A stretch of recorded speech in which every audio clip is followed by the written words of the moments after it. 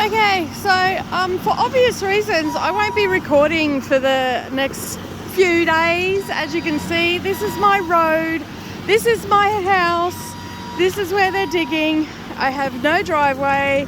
They are up and down with machinery today, so yeah, I won't be recording for the next couple of days, but they're not here on Saturday, so the row by row will get filmed then. I'm a little bit behind with everything that's going on here at home. So basically, yeah, I will get to that on Saturday when the machinery is not here. So I do apologise for those that are waiting, but just know that it is coming very, very soon. And I'm probably going to spend all day Saturday filming the rest of the blocks because they are here laying down the bitumen next week. So I won't be able to record then either. All right, thank you everybody for your understanding in the delay. I hope that you can now see why I'm not recording and how noisy it is.